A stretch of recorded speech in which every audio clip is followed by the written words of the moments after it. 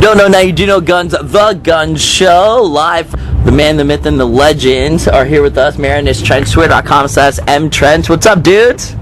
Can I be the myth? Yes. You know what? With that hair, yes. Shotgun legend. Perfect. Listen, it's shotgun the. I was gonna shotgun the. That was two. So we got the. Yeah, I'm the. Well, I'm the other the. Yeah. Yeah. The. Right, perfect. And listen, Marianas Trent's been supporting you guys. I don't know if you realize this, because I know they do, because you guys were always the ones that Did the interviews. Did the interviews in the beginning, and then finally I was able to get Josh on. So thanks for finally coming around and realizing the support the Gunz Show gives you. Hold on, man. Come on. I appreciate that shit. You're making it sound like I went out of my way to avoid you or something. That's not the case. No, man. Definitely good stuff. Been supporting you guys since before the GK tour, the Glamour Kills tour. It's pretty much like the first thing. And I'd say, let me ask you guys, like, the last 6 months or so, would you say that's kind of like been the biggest like drive as far as like American-wise for Marianas Trench?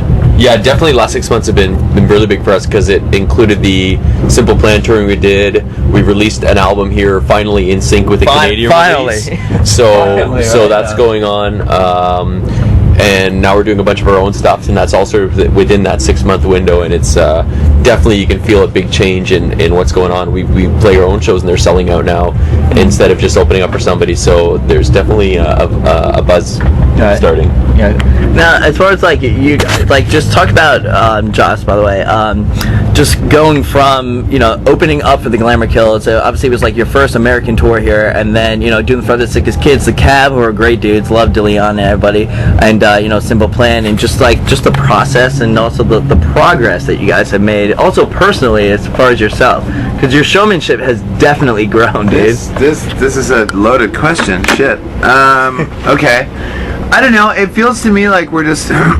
It feels like the same thing we did in Canada, but maybe just a bit faster, I guess, because all the legwork we did in Canada sort of seeped through the border a little bit. So people sort of got to know us from online shit and stuff, which is rad. And I don't know. I just feel like we're finally sort of like gaining momentum here, which is wicked. And it's really encouraging to see, like, sort of every time we play one of these US shows, we keep thinking there's gonna be like 5 people there, and then it keeps being so many more than that and exceeding all of our expectations. So that's awesome, and that's a good feeling. It's cool. It reminds me of our first record in Canada. It's the same kind of feeling that we had, like, sort of at the end of that album. It reminds me of like that stage for us. Now, would you guys say, as you speak of Marianas Trench, obviously there was a process and not really a battle, but eventually the album did come out here in the States. Was that a big accomplishment for yourselves, or like once that hit, were you guys excited that obviously you were excited, but was that like a goal that you guys wanted to happen? It was just nice for us to have it come out in Canada and the U.S. at the same time. No, not at all. It was just like, no, man. It's like ridiculous because in the past, like, we would release stuff and it wouldn't be available in the States, but because it's online, like, everybody would know about it anyway. So we would release a single down here, and people had already been listening to it for like a year. So when we had two records, the record come out at the same time in Canada and the U.S., and it was like made a lot more sense for us and the fans too. And I don't know, it's good, man. I mean, it's kind of wild the fact that you guys just obviously did a couple dates with the audition, and they were all pretty much sold out, which is kind of wild, like fucking kind of nuts. The Vertigo tour. Yeah, that was. We just. Oh, I know about that. Yeah, I was there in New York City. So, were you there in that? Oh yeah. Yeah. Hung out with them, not you. No, I hung out in the bathroom at that show, and then straight to the hospital after, and then $35,000 later, here I am. Yeah. Now, for those out there that might be like, oh, he was faking or anything, you were hurting, dude. Yeah, that's like maybe the sickest I've ever been, aside from like, I don't know, exactly, 1 or 2 other things that I could think of, maybe drug sick way back in the day or something. But like that was awful. It was like, if you could picture being hammered drunk while being in a spinny ride at the fair while being on the ocean at the roughest seas ever. It's like that. Like you can't move your eyes like an inch to the left without like violent spins and puking. It was terrible. And I played one show like that, and then I came from the hospital in Canada, came here, did the one show, and then back into the hospital and canceled the tour. And the thing is, like, you obviously, just for performing, like, you were hurting on stage, but you still sounded great, obviously. obviously. Thank you. But you guys wanted to keep doing those shows. It's not like you physically weren't able to do them. I was physically incapable. Yeah. I had to get carried out of that venue, which was like the most That's why embarrassing. after the last song, you had to. No, like later on, like when we were packing out, like 3 security guys or 2 security guys like carried me back to the bus. It was bad. Carried in the hospital too. I don't know if you remember that, but you were. Did I? Yeah. It's a good way to make a name for yourself, though, I guess. Yeah. But it was great from that to the next time you guys played, especially in this area. Bamboozle! I'm so fucking stoked to have you guys on, especially you right before. Bamboozle, you're talking fucking Foo Fighters, Bon Jovi, Gaslight Anthem, brand new, Boys Like Girls, Back from the Dead, everybody, man. Fun, man. Yeah, that was a fun show. It was cool, too, right on the beach. It was fun. Yeah, that was cool. Now, talk about just, that reception. Obviously, probably the biggest audience that you've had here in the States as far as, like a festival-type setting. Yeah, I mean, you know what? Festivals are festivals, man. Like, I don't think it's really, it doesn't really change to me, like, where they are. You're playing outside, you're playing to a bunch of people, and festivals are fun. Like, we've been playing festivals for years, and they're always my favorite shows. They're awesome, and, it's great, like, when we were coming up in Canada, it was great to start out doing those festival shows, because you're still playing to, like, 5,000-10,000 people, even if they don't know who you are, kind of thing, which is awesome. And, then we slowly worked our way up to being, like, the headliner at festivals, and now we're working our way up in the States doing festivals, so it's fun, but I feel like we have the experience. No, Bamboozle was huge, man, especially last year. I don't know if you guys know, last year they had over like 100 bands with Bamboozle, and this year they dramatically cut it back. So that's why we actually had Christian McKnight shout out to Christian, by the way, from the Bamboozle Festival. You guys were the biggest draw as far as like tweet mentions and everything from your fans for Bamboozle. Like he was like ecstatic and like just so excited for you guys. So Take that, Bon Jovi. The beauty about that was, I don't know if you guys saw it, like people, the old women, did you guys see the cougars out there when you were playing? Because they got there all early to wait the whole time. Oh, that's hilarious. Eye on the cougs. Yeah, I'm sure you did. Damn right. I think they had their eye on you, buddy. It's the curly hair. Whoa, yeah. Twitter.com says M-Trench. All right, listen, let's talk about new songs. Are you guys, I don't want to put words in your mouth, but are you constantly writing just as therapeutic or anything, or? No. Well, yeah, but not for therapeutic reasons, but it's my job. I don't know. Yeah, I'm writing on stuff all the time, either for us or other people. I'm working on a couple. It's a little hard to do, like... on the road? Yeah, it's a little hard to do on the road, but, like, you still have deadlines and stuff, so I still have, like, production deadlines and stuff, so... I just, on the days off, I work in the hotel room and steal mics from our mic kit. And by the way, I need a mic from the mic kit. You guys, do you have the setup in the back lounge though? With the No. You guys gotta do that. Yeah, you guys gotta do that. Yeah. You can do it. It's not permanently set up though, because only video games. That's how Gabe did with Stump with Patrick. Yeah, Patrick Stump helped out with Cobra's first record. Yeah, you guys definitely have to do that. So you got to do it where you can, when you can. If you're gonna tour at the same time as writing and recording stuff, that's the only way to do it, right? Which isn't always conducive to the best environment for working, but you just got to figure it out and make it work. How's it feel to be on a bus? When's the last time you guys drove in a van?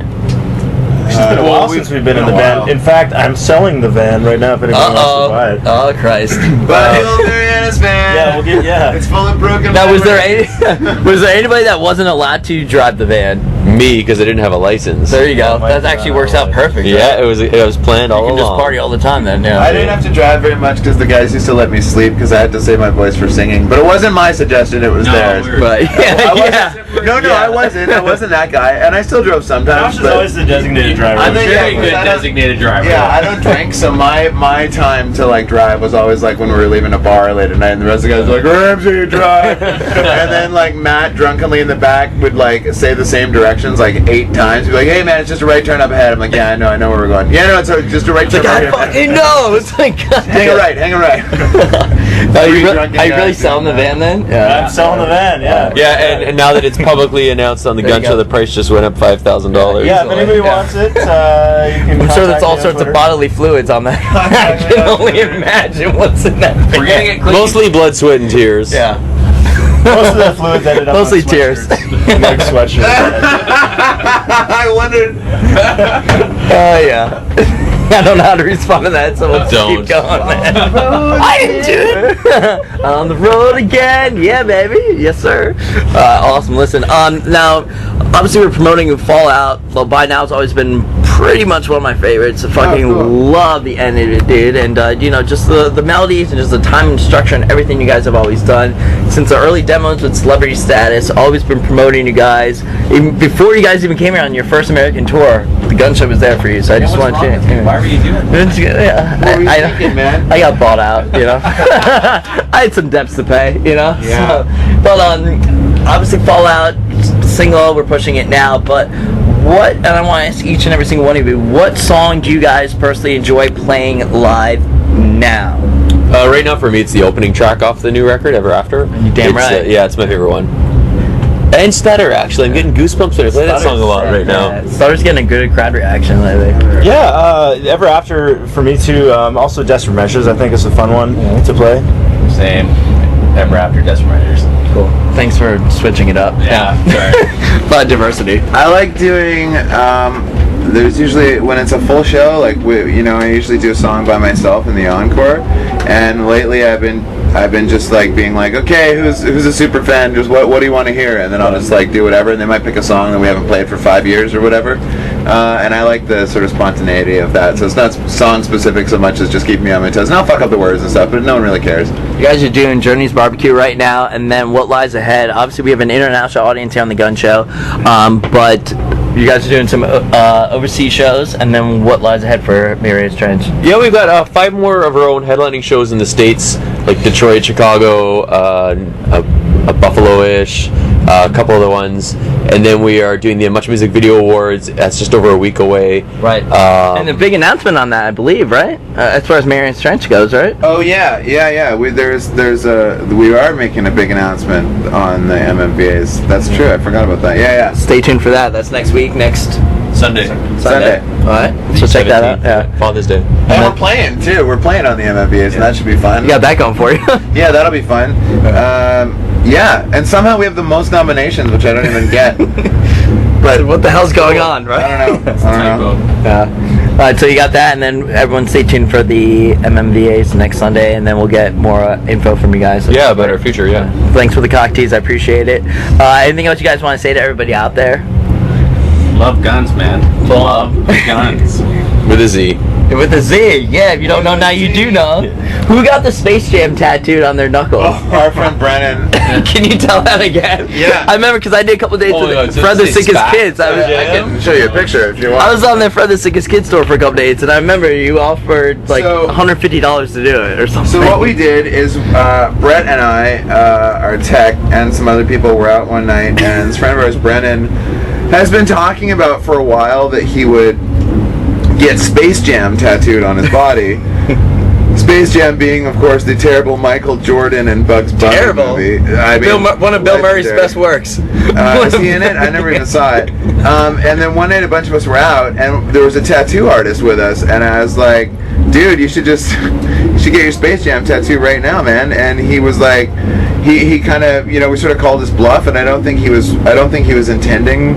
I don't think he thought that we were going to be able to do it, but there was a tattoo artist with us, so we went and did it, and as long as I agreed to pay for it, and all it cost me was a case of beer. Wow, it's a hell of a deal right there. Yeah, and he got it, man. And I'm sure he's doing great with his life. Yeah, I'm sure. I'm sure he loves his life. I can't seem to find it on my phone. Oh yeah, there it is. Oh, jeez. He actually Show did the camera.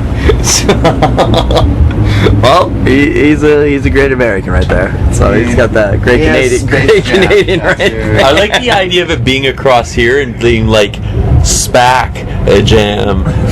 yeah, exactly. Right? Has to put this And I'm texting him right now, telling him that we're talking about him in an interview. It's cool. No worries. If you don't know now, you do know. Appreciate you guys. Thank you guys once again, and and I'll see you when I see you. Excellent. Thank you.